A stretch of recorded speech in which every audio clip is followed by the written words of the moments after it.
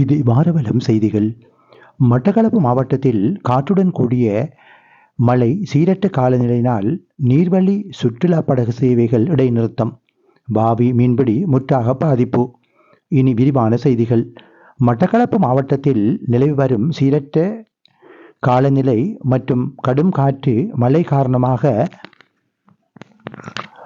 கிழக்கில் மிகப்பெரிய நீர்வழி சுற்றுலா படகு சேவையான காத்தான்குடி நகரசபை நீர்வழி சுற்றுலா படகு சேவை மறு அறிவித்தல் வரை இடைநிறுத்தப்பட்டுள்ளதாக காத்தான்குடி நகரசபை அறிவித்துள்ளது.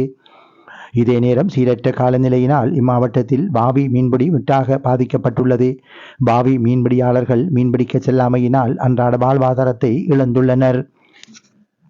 காத்தான்குடி நகரசபையினால் நிர்வகிக்கப்படும் நீர்வழி சுற்றுலா படகு சேவை கிழக்கு மாகாணத்தின் மிகப்பெரிய நீர்வழி சுற்றுலா படகு சேவையாகும். தினமும் உள்நாட்டு வெளிநாட்டு சுற்றுலா பயணிகள் ஆயிரக்கணக்கில் நீர்வழியாக பயணம் செய்யும் இப்படகு சேவை சீரற்ற காலநிலையினால் மறு அறிவித்தல் வரை மூடப்பட்டுள்ளது. சுற்றுலா நீர்வழி படகு சேவை மூடப்பட்டுள்ளதால் சுற்றுலா பயணிகள் குறித்த நீர்வழி பயண சேவை ஆரம்பிக்கும் தினத்தை நகரசபை அறிவித்ததன் பிற்பாடு வருகை தருமாறு காத்தான்குடி நகரசபை கேட்டுள்ளது. இம்மாவட்டத்தில் தொடர்ந்தும் சீரற்ற காலநிலை நிலவி வருகிறது.